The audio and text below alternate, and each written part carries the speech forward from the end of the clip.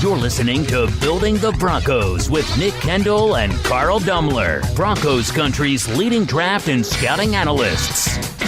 Get on over to milehighhuddle.com to sound off on all things Broncos. Hello there, Broncos Country, and it is once again time for another episode of Building the Broncos. I am your host, Carl Dumler, and with me, as always, I have my co-host and good friend, Mr. Nick Kendell, soon to be married, here in less than a week, right?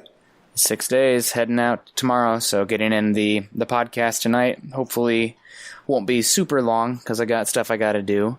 And, get on the road. We'll be driving through Nebraska tomorrow and getting into Colorado on Wednesday. So ready for it to get here, excited for it to get here. And, it's just, it's all the anticipation for it. And I can't complain. The fiance's put in much more work than I have on it, but still it's exciting. Ready for it to get here, and it's a good distraction. Honestly, typically football is supposed to be the distraction from real life, but real life is providing a better distraction from football in recent years, it seems. Yeah, it's been not so much fun to watch, especially this last Thursday, and we'll talk about that here in just a little bit. But appreciate you getting in one last episode before you head off, and I just want to let our listeners know we're going to have a special guest coming up. I'm not going to completely give it away yet, but this is a guy that I got the opportunity to go spend some time at the Senior Bowl with, and I'm very excited to have him on as a guest host while Nick goes and gets himself married off, and then we'll get him back here as soon as we can. But I'm glad you could join us here today, and everybody wish him a happy wedding. And I'm very excited to hear how that all goes up there in the mountains. Hopefully it's good weather. I'm not sure. I haven't looked at the weather forecast for you. It'll be chilly. There might be some snow Sunday, but we'll see. Okay. Well, that's Colorado. Yep. Exactly. So, all right. Well, I want to make sure that you can find us on Twitter because we have lots and lots to talk about beyond just, I know things are not great on the field. That doesn't mean that we don't have some important things to be talking about with football. So you can find me at Carl Dumler MHH, and of course Nick at Nick Kendell MHH. And you can follow the podcast Twitter account at BTB Football Pod. And make sure you subscribe to our show and leave us a rating as we value your input. You can find the show on iTunes, Stitcher, and even that of YouTube. Also, make sure you head on over to milehighhuddle.com, a new affiliate of the Maven Coalition and Sports Illustrated. Also know that this podcast is powered by Overtime Media. This is the Overtime Podcast Network. Well, as always, our Monday episode, I guess it comes out on Tuesday. Or Wednesday. Is it Wednesday or Tuesday? I can't quite remember. I don't know. It depends on whenever he gets it up. That's true. Anyway, we always like to do a stock up, stock down. And I know the game, it feels like it's been an eternity since the game happened. And it was not a great game to watch by any means. And this is partly why I love the stock up, stock down. Because even when the game is terrible or even when the game is great, there's always things to evaluate. There's always individuals to look at and say, okay, this guy did great, this guy did terrible. And so that's why I love the stock up, stock down. And so I'm going to start with my first guy. And this is the guy as this season has progressed, it has become blatantly obvious that if there is a player for the Broncos to re-sign, it is Justin Simmons. Pay the man. He has been improving as the season has gone on. He looks like he's going to be a perfect fit in this system moving forward. And just a guy that's showing up in both the run game, pass game, everything, just looks like a perfect fit with this system. I really hope the Broncos can get something done in the near future. And I was going to ask you, what would you be willing to pay Justin Simmons right now? Oh, man. I don't know. I'd have to look at the market to see what dictates that. But he's a guy that I would be looking to pay before he reaches the market. So, A, you can have that position settled. B, you're showing people that if they are buying in and doing their job, they can be rewarded here, even in the wake of, some veterans, some long-standing names in Denver being shipped off, it sounds like. Maybe by the time this is out, that'll even have happened. But, he definitely deserves good safety money. Here, you take a second while my producer pulls up safety contracts. So I've got it here for you. Okay. So Kareem Jackson is making $11 million right now. Okay. He is, I think, the 7th highest paid safety in the NFL. Top safety is Kevin Byard at $14.1 million. Second is Tyrann Mathieu, however you say that name. Honey Badger. Honey Badger, there you go, at $14 million. Landon Collins, $14 million. Earl Thomas at $13.75 million. Rashad Jones for the Dolphins, $12 million. So are you going higher than Kareem Jackson, obviously? Man, you don't want to, but you might have to, right? Like, Kareem Jackson's been really good, but considering the age factor and upside factor with Simmons, it might need to be right around there. Right? Yeah, I would. I mean, like I said, the age factor definitely has to play a part in it. I mean, I know Kareem Jackson brings a little bit more versatility of where he can play cornerback and safety. Better But this tackler. and yes, you're right. And I mean, he has been a little bit of the heart of that defense so far this year. But I mean, still, Justin Simmons, I think with his age and just how the market always goes, he's going to be looking to make more than Kareem Jackson. And I feel like he has earned that. I mean, if I was grading the two next to each other, I'd probably say Kareem Jackson's had the better season. But I don't think it's so far beyond what Justin Simmons has brought to the table. And you got to factor in, he is that veteran. He's been in the league a lot longer. And Justin Simmons seems to be just improving, like I said, every single week in this system. And so I just feel like right now, I would be willing to go up to that 13 million mark, that Earl Thomas kind of money right now. I mean, I know that seems like crazy. That sounds very crazy, but for his age and for what he brings to this team and just a little bit of the cap situation for the Broncos, because they're going to have money to spend. And so I'm not saying you go out and just go crazy with money, but at the same time, this is one of those guys I don't think you're going to get back cheap. Yeah, I'd be hoping for something similar to Jackson's deal, but you could probably settle with the Thomas contract. And you have to look at it. It's the same with quarterbacks, but to a lesser extent. You know, it's not because the way the contracts work and, you know, the cap increasing every single year as the NFL makes more and more money. You can't look at it as, well, he's being paid as a top 3 safety right now because that means he has to play like a top 3 safety. It's about when guys get paid next. So whenever their time is up, that's when they get paid, and the market resets itself every year. So that's how you got to look at it. Obviously, you don't love paying 2 safeties that much money, considering the issues the Broncos have elsewhere on the team. I mean, the upcoming issues they have at cornerback, especially, that's going to be a major cause of concern. But that said, you also should not let young talent walk out the door. So if you got to pay him $13 million a year, give him in that top 5 contract area, you might have to do it. I don't love it in comparison to where the Broncos are lacking at talent and pouring so much into the safety position, which I would argue is probably, I mean, there's no argument to it. There's a reason these guys aren't paid as much as cornerbacks or pass rushers. But still, you don't want to let good young talent walk out the door. Right. I mean, you got to set a little bit of a precedent there. And I mean, I'm not paying him top money, but I'm paying him, like I said, that top 5, which I think within probably a year or two, he's going to be outside the top 10 almost. I mean, that's just, again, how the market works. Very rarely does a guy continue to stay clear at the top. I mean, Von Miller, when his deal was done and everybody was talking about how he's the richest defender in the NFL. Well, I mean, at his own position now, he is 4th. And I would say the 3 guys ahead of him, he's better. You got Frank Clark, DeMarcus Lawrence, and Khalil Mack. And all 3 of those guys are great. I'm not trying to take anything away from them. But again, Von Miller, there's a reason he got top for his position and really top for defense there for a little bit. And so, yeah, I mean, I just wanted to ask you that question just because, I mean, that's going to be, I think he's probably got to be at the top of their priority list.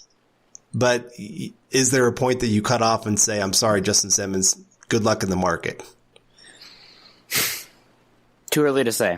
I'm going to take the cop out there. Too early to say for me, but he's playing like he needs to get paid. And if you want, I mean, there's something to be said also about, again, like I said, rewarding your guys who are doing everything that you ask them to do and not be issues in the locker room. I mean, maybe even like leadership roles in the locker room. So, I mean, there's the 2013 to the 2015 draft classes have been absolute wastelands for the Broncos. The fact that they have a potential young, still very young, budding player at safety in that 2016 class you pretty much have no choice but to sign them. Obviously, there's a little bit more nuance to that than you have to pay them. But I don't know how you can justify letting a 26-year-old player who's coming into their own walk out the door when this team has cap room and the issues that they have. Right. Well, and I mean, I know this doesn't always factor in a whole lot, but he is a very big time part of the community. Yeah. I mean, I see photos of him all the time going to hospitals and doing different fundraising events. And I mean, he's just really done a great job of integrating himself into the Denver community. And so, again, just a great player and doing a lot of great things, and just seems to be really coming into his own, like you said. And I mean, we've talked about it on here of just how sometimes he's been kind of more potential than actual production. Well, now he's actually turning it into production. And so for the Broncos, that would be huge to have on the back end and just kind of lock that up and make sure that that's not another place you have to replace during the offseason. Yeah, pretty much hopefully get it done sooner than later and take care of that stuff. But we'll see. You never know. And things can change in a hurry, but I definitely agree. He's one that needs to be paid. Speaking of guys that the Broncos don't need to pay, though, Alexander Johnson, another okay game this week, honestly. Going to be pretty serious. Carl took me a little bit to kind of scrape together the stock up guys this week, but Alexander Johnson, another week playing pretty well, did not get super exposed in the pass game. Granted, the Chiefs kind of went into a shell, so maybe things would have been different if, they had to actually compete because the Broncos offense was pushing them. Didn't turn out to be the case, but Alexander Johnson, I think he's playing better and better every week. And him and Todd Davis, obviously you'd like to have a little bit more juice, coverage ability, explosion ability from that linebacker position, but I think you can manage with those two and Josie Jewell there. So off-ball linebacker, I know everybody wants a stud there.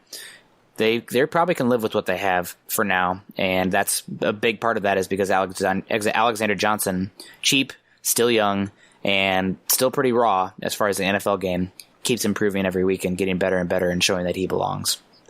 I definitely was very excited that I got to write the outline this week. Yeah. Just because, again, I mean, like I said, it was kind of tough, especially when we do 3 stock ups after a game like that where, I mean, just so much went wrong in that game. And, but you're right. Alexander Johnson, not the best game by any means, but not where he was such a liability that you're sitting there saying, oh my gosh, we got to replace this guy. And it was the same with Todd Davis. I'm going to talk about him here in just a little bit. And it's just kind of one of those things where you're looking at it and saying this position that everybody was going, oh my gosh, the Broncos did nothing at the position. It's not really being as big of a liability as even what I thought it was going to be at the beginning of the year. And I mean, there's other positions I would definitely put ahead of off-ball linebacker right now. And so I'm excited to see what this young guy can do as the season progresses. And every week he just keeps proving that he deserves to continue to be that starter. But let's get to the stock down. I think these were a little easier to fill in this week. And I kind of took the cop out, I guess. I mean, maybe just because we could have had the entire stock down just be offensive linemen, right? Yeah, essentially it was not great. Yeah. I mean, there was more to it than just the offensive line messing up, but they did not help at all. This Chiefs team, especially since Chris Jones went down, it's not like they're the greatest pass rushing team in the NFL. And the Broncos made them look like they were. Without Chris Jones. Without Chris Jones, right. And it was just, I mean, every player had times where you're just going, what were you doing? And in the run game, they weren't getting any kind of push, weren't opening up any kind of holes. It just, the whole thing just looked like middle schoolers playing against college level kids. I mean, it was so terrible. And, I mean, I love Munchak, but that definitely is one of those games where I'm sure he's a little embarrassed of the product that he helped put out there. Yeah, I don't really get the call. It seems like with the interior offensive line, where a couple times it looks like they bunched together to prepare for, A gap, B gap blitzes, and really it's around the edge where guys, they're getting beat. I mean, the tackles right now, pretty damn bad. I mean, let's just call it as we see it. Right. So I don't really get that so much, and that's definitely a bummer. But I don't know. It comes down to my guy as well, Joe Flacco here, stock down. I definitely thought he was going to be an upgrade to Case Keenum and Trevor Siemian. I still think he has that ability, but there's something to be said about the energy that he's giving off. And after he got hit a few times, granted, that's offensive line's part of it, play calling's part of it, but Flacco's not doing much for me as far as rallying the troops. He's never really been that guy, but still, like, going to the sideline with his head down and getting up slowly, you don't see him. He's not like yelling at his teammates, throwing them under the bus. So I guess I'll give him a little bit of credit there, but it doesn't seem like he's rallying the troops, so to speak, as well. And I mean, some of those sacks, he's drifting back in the pocket. He's missing guys that are open. So I don't know how you can't have him as a stock down. Right. And I'm not sure where I stand on the Drew Lock thing, because how the Broncos schedule opens up after the bye week. Do you want Drew Lock's first games to be at Minnesota and at Buffalo? I mean, with this offensive line, I don't know. I mean, that's concerning. But at the same time, Joe Flacco is not doing much of anything for me this week. So that's a big loss for me. I'm definitely bummed about that one. Well, and some of his throws just looked halfway lazy. I mean, there's guys open. Right. And there just was no technique to his throwing. It was just run backwards, throw it off your back foot. And I don't know. It just, like you said, there were guys open. He missed guys. He missed opportunities. And yes, there were some drops along the way, and I'll talk about that here in just a little bit, but the whole thing was just chaotic on offense. I mean, I can't remember. Honestly, it made me want Tebow back. That's how bad it was. I mean, and the Tebow offense was just, it was not fun to watch. It felt like watching a middle school game where there's no passing and just run up the middle and see who can get the better field position. Hopefully you win like 8-6 or something like that. But no, it was just a terrible game to watch. But I will say this year, it's been really fun to watch this next guy for stock up, Courtland Sutton. I mean, really, he's been the one bright spot on the offense. I mean, I guess you could talk about Dalton Reisner being pretty good for being a rookie. You could talk about the running backs and some of what they brought to the table, but even there, they had a pretty bad game themselves. But Courtland Sutton, every single game seems to make at least one great catch. He's been so much more consistent this year. He's been the one guy that Joe Flacco seems to actually trust. I mean, when he's in a must-catch situation, Courtland Sutton's the guy he's going to. It's not Emmanuel Sanders. And so I know that Sutton said that he wanted to prove that he's the number one wide receiver on this team. I think he's done it. He's definitely the number one wide receiver on this team and continues to show that he deserves to be considered a number one in this league. So I love his game. I love what he's bringing to the table, and absolute great pick for the Broncos there in the second round. I think that they can really build around some of what he brings to the table moving forward for the 2020 season. I mean, definitely probably their most valuable offensive player right now. If you put a gun to my head, he's the one I would ask for the most back in return. Is that crazy to say? No, not at all. I mean, Phillip Lindsay, I mean, I know that the offensive line hasn't been doing their job as well this year, but even there, he's missed some holes. He's missed some opportunities. He's dropped some passes. And there's something to be said for the value. Right. Royce Freeman, I mean, Noah Fant, I know he's a first round guy, but even there, I'm not sure that he's going to get as much in return as Courtland Sutton right now. Yeah. I mean, how many young wide receivers are doing what Sutton is doing?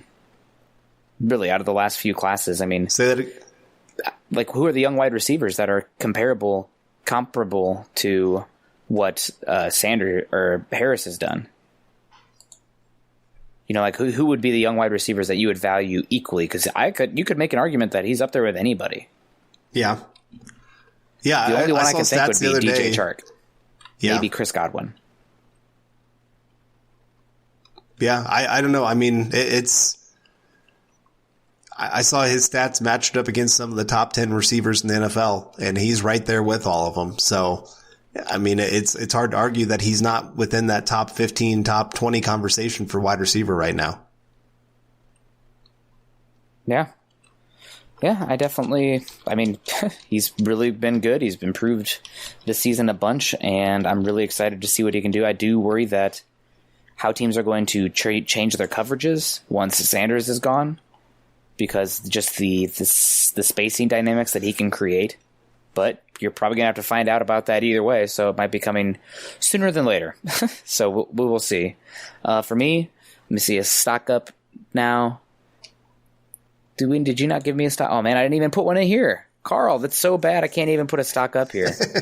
I guess stock up would be, I thought I wrote one in here. Maybe not. DeMarcus Walker, stock up for me. Oh, that's one I have later on. DeMarcus Walker, he's been playing better and better this season. He had a sack this week, and I still don't think he is truly a base player playing that kind of 4-5 or 5 technique.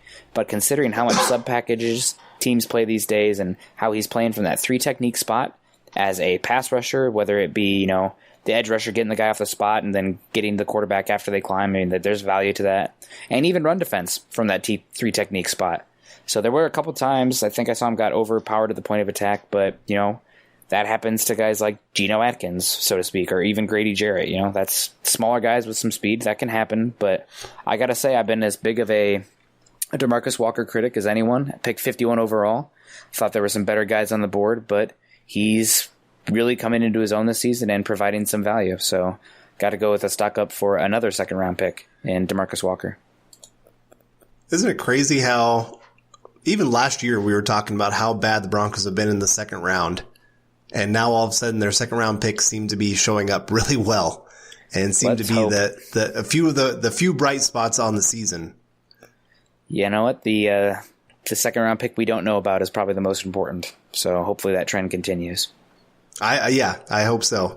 But so getting back down to stock down, I do have to go with the rookie Noah Fant. That was probably one of the roughest days I've seen for a rookie in a while. And I mean, I think we all knew him coming into the league, there was going to be some struggles. I mean, tight end position itself always has struggles. But on top of that, I always kind of felt, I mean, when he was at Iowa, there was a lot of good things to see, but at the same time, there was times where I felt like he was more athlete than football player. And so there was a little bit of just knowing that he's going to have this transition to the NFL and trying to learn what it means to really work in this system, to understand he's also going to go against a lot of guys that are closer to him in athleticism. And it was pretty obvious that he did struggle sometimes with catches in traffic. Now, he did pretty good around the red zone, but when you're actually asking him to make a catch and have to try to make a move, he just wasn't there. And in this game, there were so many opportunities that he had to make really big plays for this team. The drop over the middle is the one that sticks out, just because you see his head actually turn around to see where the defenders are. And it just makes me wonder how much he really doesn't do well with that kind of contact. And I mean, there's still plenty of time for this guy to turn things around, and I expect that he will turn a lot around as he goes. But this was definitely his roughest game. There was so many great opportunities for this kid and just didn't quite come up with it. Yeah, for me, it's Devontae Harris, a guy that is playing cornerback 2 right now, replaced Isaac Yiadom, who's obviously been very up and down this season. But, man, the Broncos are in a world of hurt at cornerback, and outside of Chris Harris Jr., it's a bunch of concerning ability, I guess I should say. So he was brought over from the Cincinnati Bengals, did okay against the Titans, but I'm not putting much stock into how the Broncos' pass defense did against the Titans because, let's be completely honest, that's a terribly defunct offense there, pass offense. It looked better this week with Tannehill, but still hard to take much. This week, despite the Chiefs playing a super conservative game plan because they got the lead so quickly and not having Patrick Mahomes, he just didn't look like he didn't belong. So, again, a guy that didn't make the Bengals, who are arguably one of the 2 worst teams in football, I'm skeptical he's going to be in the Broncos' long-term plans. But this game definitely didn't do much for me in regards to him playing better and being a guy that they can count on as anything but a depth piece. Yeah, no position has probably suffered more injuries than that cornerback group. I mean, you think about Callahan was supposed to be the number 2 guy. He hasn't set foot on the field. I'm not even sure if we see him this year. Yeah. I mean, if you had to put money on it, would you say he's not going to play this year? I mean, I don't know why you'd risk it, really. I mean, what does he come in? I mean, maybe get a little bit of steps in, but he already knows the system. Right. So, like, get healthy, right? That's the biggest thing. It's like, what can he bring in 2020? And furthermore, if he doesn't play, there might be some compensatory pick logic that's thrown in there, because it sounds like if he doesn't play this season, the benchmark has been the first 10 weeks, but because of the secretive nature of the compensatory picks, it could be the fact that if he doesn't play this season at all, Broncos can get from a 6th-round comp pick up to a 5th, just based on how the cancellations work. So really, I see no reason to play him. Right. Get healthy. I mean, that's number 1. But then you have Bosby was starting to come into his own. I thought he was coming in and playing pretty well considering the situation and considering where he was coming from. And then, of course, he gets hurt. Yadam, I mean, I don't know what's happened to that guy. He's lost all confidence in his game. So your 2nd, 3rd, and 4th cornerback have pretty much just been no-shows or injured or gone. And so right now you're having to play with your 5th cornerback. And if you're asking any team to do that, it's not usually going to be that great. And so right now you're right. Devontae Harris, even in that Titans game, he made some great plays, but it was easy to see there were other times he was completely out of position. And he just kind of got a little bit lucky. I would say that their quarterback play was so bad, and the Broncos were actually getting quite a bit of pressure. So it'll be interesting to see as Cody Sensabaugh gets a little bit more, I guess, integrated into the system, if maybe he actually becomes the number 2 cornerback, which is kind of crazy to say about a guy that they just picked up off the street. And I do like Duke Dawson as well. I think his ability at that nickel corner position has been at least pretty decent considering that he was kind of a cast off there in New England. But it's still, yeah, that whole group, it's not pretty. And if the Broncos actually do trade Harris, oh boy, it could get interesting the rest of the year. But let's get back to our final stock up. And I'm going to go with Todd Davis.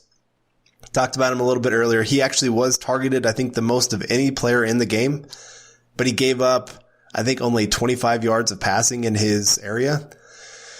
So, I mean, that means pretty minimal gains. He was allowing catches, but he was stopping them right away. He's showing once again that he is probably the best tackling player on the team. And of course, shows up in the run game, knows where he's supposed to be, knows what he's supposed to be doing. And so at least, I mean, I think, again, so many people underestimate what this guy brings to the table. He knows his job and he does his job. Now, there are times where teams work to get him to play not to his strengths, where, I mean, and this is where I put more things on the coordinators than on him. I mean, last year especially, there were so many times where somehow he'd get matched up on the number 1 wide receiver. Why is a linebacker, of any linebacker in the league, matched up against a number 1 wide receiver? You know that's going to be a loss. And so they're not doing that as much this year, but still, as he's gotten integrated into the system, he's another guy that continues to improve each week that he's getting healthier and showing that he knows this system. So another stock up for him. Do you have one final one, or are we just... I do. Malik Reed. Malik Reed has been playing well this week. He played 53 snaps and 14 more on special teams. He had that blown up screen that I recall, had a pressure and a tackle for loss as well. And, losing Bradley Chubb, you don't just replace a talent like Bradley Chubb, but Malik Reed, an absolute undrafted free agent gem that is probably not getting the credit he should. I saw actually an article from NFL.com this week, had him listed as the 10th best rookie in the NFL so far this season, which is pretty incredible. Maybe, just kind of flexing some muscles there on an undrafted guy who's not getting much recognition. But still, Malik Reed, I think you got to say stock up again. And despite the issues the Broncos had on defense, really filling in quite admirably for the Broncos and gives them some unique depth there, because not only is he good at rushing the passer, not the best holding the edge in the run defense, but the fact that he can drop off and play some coverage as well really adds something to this defense. So I'm going to go with Malik Reed. I think he's been an impressive player, and I was high on him when they signed him. He's my favorite undrafted free agent of theirs, but he's outperformed any expectation I had. I'll take it. That's a good one. Yeah. So, all right, well, that's going to wrap up the stock report here, folks. We'll be right back. Don't go anywhere. This is the Overtime Podcast Network. All righty, and we are back on the Building the Broncos podcast. I'm Nick Kendell along with Carl. Carl, Broncos are, what is it now, 2-5 on the season? 2-6, 2-9, 2-5, 2-100. I just 2-5 on the season, and just coming off a 2-game win streak against a Chargers team that looks really bad, and a Titans team that has now gone from Marcus Mariota to Ryan Tannehill, and the addition of Jeffrey Simmons there. I got to call it out as I see it, because that was my boy in the last draft. But Broncos are a team that appear to be trending in the wrong direction quickly, and that probably shouldn't be surprising. The schedule, the scheme change, young team overall, bunch of guys coming up on free agency again. But it sounds like this team is up for another roster overturn just because so many guys are set to hit free agency. So I guess the question is, what do you do next? What is the next step? Are you making moves right now, or are you going to try to win to get to 3-6? I mean, the AFC, despite the Broncos being at 2-5, if they get to 3-5, they're right back in this, because how bad the non-top teams are in the AFC. I mean, the Raiders only have one more win than them and looked terrible against the Packers. The Chargers are trash. Chiefs might be without Mahomes for a while. The AFC North has the Ravens, but other than that, it's meh. The Bills and the Patriots out there, probably those two teams are making the playoffs. But the AFC South, I mean, Colts, Texans, I mean, it's up for grabs, I would say, for the most part. But considering how the Broncos have looked, throwing the record out the window, what are you planning on doing if you were put in charge right now? Oh, well, I mean, it is tough. Like you said, the Broncos really have this last game was downright terrible. But beyond that, they've actually been halfway decent. I mean, they had net points at 0, which means they're closer to being like an 8-8 kind of team than a 2-5 kind of team right now. And they had the 2 last second field goals that beat them. Otherwise, they could be 4-3 right now, and looking like they're right there in the playoff mix. And if they beat the Colts, that's a win against a team that they could get into some tiebreaker scenarios at the end of the year. So, I mean, I'm not saying that you completely give up on the season by any means, but at this point, I mean, you got to think about, are you a Super Bowl contender? And the Broncos are definitely not a Super Bowl contender. Well, what do you got to do to become a Super Bowl contender? Well, there's got to be some things that are rebuilt on this roster. I think about, one, the fact that Fangio coming in, the Broncos didn't have a whole lot of cap space to add players. And so you have to think that this roster is not what he wants it to be by any means. And it sounds like they are going to have quite a few draft picks. And so right now, I am honestly looking to be sellers as the Broncos. I'm looking at if there are some teams that are desperate out there that you could actually get some value for. A guy like Emmanuel Sanders, Chris Harris, maybe a Shelby Harris. I'm not trading Von Miller. I think some people are going a little too crazy on some of that. I mean, Von Miller is still only 30 years old and still one of the top players at his position. And also you look at his contract. That's a hard contract to actually move right now. So I'm not sure on value-wise exactly what you'd be getting unless a team comes with an astronomical deal where they're giving up top quarterback value for a pass rusher. I'm not making that kind of trade. But for the most part right now, I'm looking at this season as that evaluation process, trying to get the young guys in there as much as I possibly can, and trying to get them some snaps, get them used to being on the field, and get some evaluation where you can go in the offseason and say, okay, this is what we saw out of you, and let's see what we can do to better you for the next season. I mean, is that where you're at too, or where are you at? I'm at everybody is available for the right price, but depending on how the contract is set up and how you see them fitting into the team going forward and how they've been in the locker room, are they bought in? That's probably the biggest thing, but really I'm using the rest of the season, especially after the Colts game. I think, based on what I've heard and been told and everything like that, Sanders is probably getting moved no matter what. There have been internal issues. He's been fined a multitude of times. Curious if that's going to come out nationally, but there's issues there between him and coaches, and he wants out. It's not good. And there's a pretty big dichotomy between Sanders' public relations and like kind of the profile he puts out with fans, which, good for him playing that game, and who Sanders is as a person, player in the locker room, et cetera. So I think they are quite eager to move on from Sanders if given the opportunity, and I would expect that to come sooner than later. But all the other stuff, Chris Harris Jr. specifically, that might be more dependent on the value they can muster up, as well as what happens in that Colts game, because it's really hard to evaluate the defense and get guys to do their assignments and do it well if your starting cornerbacks are Devontae Harris and, God, I don't know, you, Carl? Is it Duke Dawson in the slot? I think it's a massive drop-off. I guess Yadam, but that makes it a little bit harder, even though you're not playing for the season. You need to at least have guys out there that can do their job enough that other guys can focus on doing their job. And if you're that bad at cornerback, it's pretty damn hard to do that. So that's where I'm at. Sanders definitely out. Probably Chris Harris too if they lose to the Colts, but it's got to be the right kind of deal. Also because if you let Harris walk in the offseason, you can probably end up with a third-round comp pick. So you have to weigh that into it. It's got to be a good deal. I honestly probably not moving Harris unless I can get the equivalent of a mid-second round pick. Now, that doesn't mean it has to be a second-round pick. It could be a plethora of picks that equal the value of a second-rounder, but that's where I'm coming at. Sanders, though, probably needs to be equal to a late third, kind of in that Golden Tate range that we saw last year when he was traded from Detroit to the Eagles. But other than that, I'm re-upping Justin Simmons, if possible, and I'm also looking to move on from the likes of maybe Ron Leary. If somebody's offering into the offensive line has issues in depth, but James should be back this week. I know he's injured, but your season's over, so it's an evaluation time. And also putting Wilkinson at right guard. That'd probably be the move I'd make there. And then maybe also one of Shelby Harris / Adam Gotsis, as both seem likely to be out the door this season. But most likely, I would say pretty darn sure Sanders is gone. Actually, 90% sure Sanders is gone.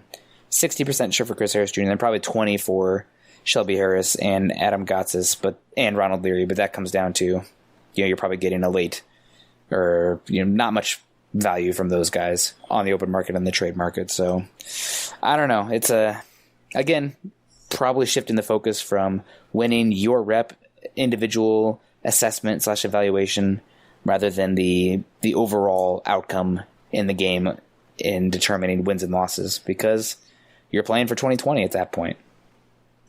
Yeah, no, I'm with you. And you said there that when James comes back, hopefully that is this Sunday, that you would move Wilkinson to right guard then? I think that's an area I would look to. Leary has been up and down this season. He's far from the problem of the offensive line, but he's definitely one of the three bigger problems. And if you think that Wilkinson might be a guy that you're starting at right guard next year, he looks like he has a better right guard kind of ability. That's what I'm looking to do. That's probably what I would be looking to do. So we'll see, but I think that's probably his best fit. And I've been told as much that they like him at right guard more as well. So, if Leary is struggling still, you probably got to make that move and see if they can do that. So my next question then is, because this has been kind of the talk of the town, is, I guess, who are you bringing back off IR and why? I'm probably bringing back Locke and Tim Patrick, but there is some talk that it might be theoretic due to some injury settlement reasons. I'm not sure the specifics there, but without any outside factor like that, or losing money because of that, I'm probably bringing back Patrick because he's more of a feature evaluator, and there's going to be reps to be had and market share to be had with the likes of Sanders likely being traded, and then Locke because you need to have that option to roll with him, whether it be the second half of the season, the last quarter of the season, or the last 2 games of the season, just to get him some reps out there to see if he has anything, because it's obvious that Flacco is not a long-term answer. So I don't want to overexpose him and put him in a bad situation, but I do think that you need to have that option to go with him if presented. So I want to let our listeners know that something that is a little bit underrated of what just happened for the Broncos, because they did not start practicing any of the guys on IR this last week since they had a short week of practice. That means that none of the players can return until week 10, I think it is, which is actually their bye week. So that really means week 11 of the season. Yep. And so, that's just something to kind of keep in mind. I know there's a lot of people that are saying, oh yeah, he can come back after the Colts game. It's not that simple. And so, you could say the Broncos made a mistake by not trying to activate one of those guys and maybe get Drew Lock more games. But I guess even there, what scenario do you see of when Lock's going to be able to come and be the starter this year? Like what is it going to take for Lock to get onto the field? Personally, I'd be shooting for that game against the Chargers at home. Give him a home start. I know it's kind of silly, but with how the Vikings get after the quarterback, they have probably the best edge duo in the NFL this season, and their defense overall is very talented. And then to have to go also to the Bills the next week, man, I don't know. I feel like you're setting your quarterback up to get absolutely just assaulted in those matchups. So Joe Flacco is the sacrificial lamb for me. And then I probably, the Chargers home game, 5 weeks left of the season. You can get a decent sample size then in terms of what he's going to bring, kind of game planning. And you still have 2 pretty tough road games at that point. I know one of them is the Chiefs. I cannot remember one off the top of my head after that, another road game. But, 3 home games and 2 road games. And then also you get the Lions, which will be turning out to be a pretty tough team. And the Raiders at home, which also turning out to be better than we expected. But still, that's some home games. I think the Vikings and the Bills are 2 of the top 5 defenses in the NFL, and the Broncos could have Peyton Manning. I'd still be concerned about that. I guess Mountain Time, it'd be 11 a.m. kickoff for this team. Historically, they freaking suck in those early kickoff games. So that to make that against those defenses with your offensive line issues, the first start of this kid's career, I think you're more likely to end up back on the IR than feeling good about it. Right. So I don't think that's a winning strategy, setting him up to succeed. So I think that Chargers game is the one I'd be looking for. So the game that you were thinking about, the other road game, is at Houston. Tough. Yep, that's tough too. 2 playoff teams probably, and at Kansas City and at Houston.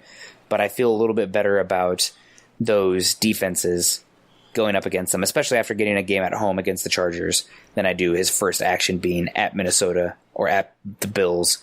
When forget worrying about him showing up for the game. I'm worried if the team's going to show up, because historically the Broncos do not show up to that first time slot kickoffs on the road. Right. In the Eastern time zone. It's kind of crazy there. The Broncos have that, for us it's noon, but for, I guess, Denver or Colorado people, it would be 11 o'clock. But they have 5 games out of 6 that have that noon or 11 o'clock start time right there in a row. Bad season, the bad schedule this year. It's rough, but what can you do? Sometimes that's how it's dealt to you, and because that was a big reason we tried to temper expectations this season. So we'll see. All right. Well, do you want to take a quick break and then get back to a couple more questions and get out of here? Yep, that sounds good, folks. We will be right back. Don't go anywhere. This is the Overtime Podcast Network. All right, and we are back on the Building the Broncos podcast. I am Nick Kendell along with Carl Dumler. And Carl, so I guess we kind of talked about it last one. What are you trading Sanders for? What are you looking for in return? I'm hoping to get a 3rd round pick. I think that's about the high end that you can expect. And I mean, the teams that are going to be trading for him obviously are playoff teams. So you're looking at end of round 3, but I don't think he's going to get a third round comp in value when he hits. I think he can't. I don't know what the reasons are, but I think the maximum comp pick he can get is a 5. Really? I remember reading something about that. Again, don't ask me the details, but that's something I've come across a few times. So you are getting more value there because I think his maximum compensatory value possible is a 5th in return. But the interesting thing is, from what I understand, it sounds like about maybe a third of the league has called about Emmanuel Sanders so far. Yeah. And so it does sound like there is a little bit of a bidding war. This is one of those few times that the Broncos probably could get more value than they probably should for the player. I mean, Sanders is a great player. Don't get me wrong. But he's getting up in age. He's been a problem in the locker room with the coaching staff, even from what I understand, possibly causing some issues with other players where he's not being a great example to them. And so the team is starting to see some of those same traits show up in other players. And so, I mean, really, this could be perfect scenario for the Broncos. And if they can get a third round pick, I'm taking that phone call. They say third round pick. I say, yep, he's yours. I mean, that's pretty much as far as it goes. I know it sounds like they're kind of letting these teams bid against each other and just see which one they can get as the best pick and maybe guess which team's going to end up with the best pick at the end of the season. Because I mean, you could have 5 teams offer a third round pick. Well, there could be a difference between somebody's picking at 15 and obviously somebody's picking him at 30. But, no, I think that's probably pretty fair of what you're probably going to get from him. Really, for me, Chris Harris, you don't trade him unless you're getting a second round pick. Like you had said earlier, you got to get second round pick or second round pick value. Because, I mean, cornerbacks are getting pretty good value on the market right now. I mean, Gary Conley is not having the best season by any means. Now, yes, he was a first round pick not too many years ago, and he is younger than Chris Harris. But, I mean, a team's bringing in Chris Harris because they want to compete for championships. And so I think you can get a team to give up a second round pick. Otherwise, I'm just keeping him for the year. Because like you said earlier, you could probably get around that third or fourth round comp. So why trade him when you can get what you're probably going to get from another team anyways? I think I would be... I might consider a third round pick for Chris Harris Jr., but it needs to come out to more of a value of a mid to late 2, if that makes sense. So if somebody sent a 2020 third and a 2021 fourth, now we're talking a little bit. So it's not just, I think people look at it too, if they don't get a blah, blah, blah pick back, it's a failure, where obviously different packages of picks can equate to different value. I mean, the Broncos they had the 10th overall pick last year, and they traded it back they got the 20th pick, the third round pick in 2020, and a third round pick from the Steelers that they were able to package and do some things around to go up and get Drew Lock. But I mean, it's not just, the round 2 pick. It's if somebody wants to give them something valuing specifically a round 2 pick. So like Chris Harris Jr., again, like Sanders, you're probably trading for somebody that a team that's thinking they can push for the playoffs. They're probably picking in the last 12. So if they give you a third round pick and give you, more on top of it, then you can kind of finagle the values there. But it needs to be at least, I think, equal to a late second round pick, because you have a chance to have one of the higher comp picks bringing in or losing Chris Harris Jr. And I don't think the Broncos, I mean, there's some talk that they might re-sign him, but from my understanding is the Broncos either show him the money, and I'm talking about the opposite of a hometown discount, or he's going to walk. And that has as much to do with taking a hometown discount before and not seeing it work out, and also raising his national profile. This is a guy that he's been great in Denver for a long time, but what is his national profile? He's a good, very good player, but is he Hall of Fame? I think there's some in Harris's camp that view maybe going somewhere else and playing great, maybe on a coastal city or Dallas or Los Angeles, could raise that stock even further and give him a better chance to solidify a Hall of Fame resume than staying on Denver and continuing to be what he has been, despite, just kind of the status quo, so to speak. Right. So it makes sense in that direction.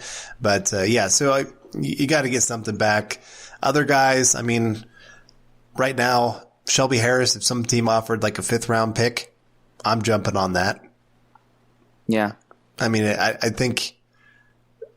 don't think he's going to get much on the market just with what he's put on tape this year. I mean, unless there's some team that's looking at last year and saying, okay, we think this guy could be something special.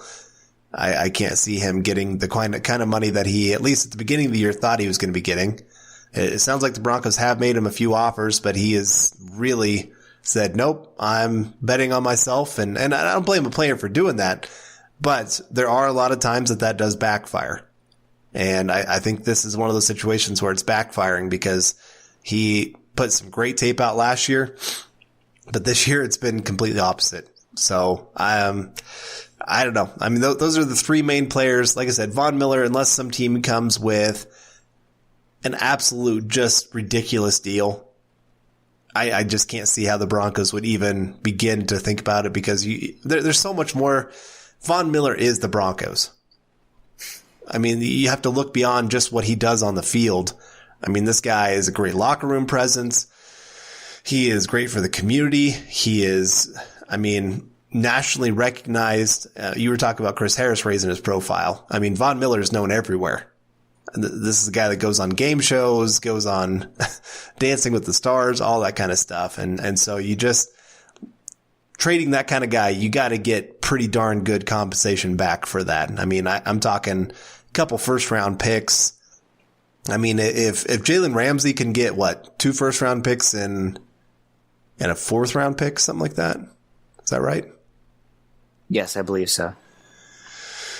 If he can get that, then I mean that's your starting spot at least with teams and saying I need at least more than that because I think he's more valuable than a Jalen Ramsey right now, even with his age difference. Yeah, I mean the issue is the contract on top of it. You know, that adds a whole different element on top of it. But either way, because of the contract stuff with the Broncos, it means that they are going to have to overpay. So I just don't see it happening. If there is going to be a Von Miller trade, it's more likely to happen in the offseason, unless he pulls out the diva card and like demands it. But I don't see that happening. So yeah, I guess before we wrap it up here, who are you looking forward to the rest of the season? What are some things that Bronco fans can look forward to as the season starts to slip away? Well, I mean, again, this is where you evaluate the young guys. And so keep an eye on them because I do think that they've been some of the biggest stars of this season. I mean, you talked about it, Malik Reed. He's actually shown so much better than anybody would have thought as a rookie. Draymond Jones, DeMarcus Walker, Mike Purcell. These are all young guys on the team that are showing something. Courtland Sutton. I mean, Dalton Reisner. These are all guys. I'm looking at some of the receivers that, you know how much I'm a receivers guy. I'm looking at a Fred Brown because I think he brings some athleticism that the team hasn't had at the wide receiver position for a while. I want to see Deshaun Hamilton. I mean, I don't think he's lived up to the hype by any means, and he's had his struggles, but this is going to be a great opportunity, especially if Sanders is traded this year. He's going to become the number 2 wide receiver. And then, of course, Juwan Winfrey. I mean, they got to evaluate how much or how high is wide receiver on their value chart come draft time or free agency. Because this upcoming draft looks like it's going to be a very loaded wide receiver draft. And if the Broncos have a top 15 pick, they're going to have a chance to get one of those probably top 3 wide receivers in this draft.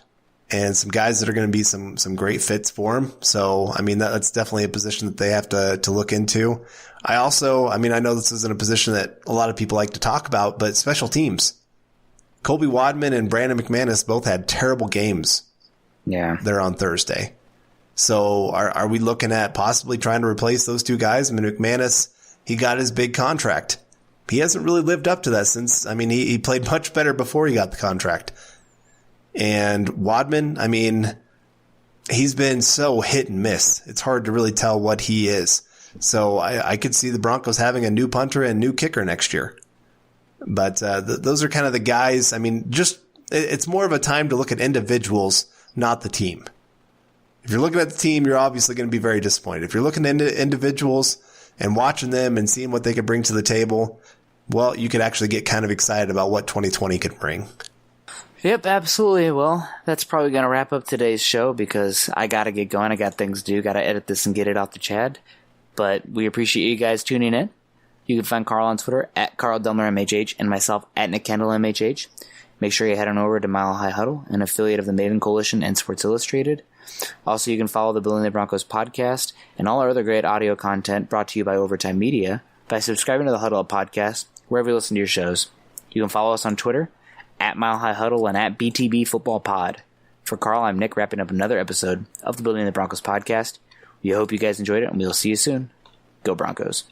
You've been listening to Building the Broncos. Join Broncos Country's deep divers at milehighhuddle.com to keep the conversation going.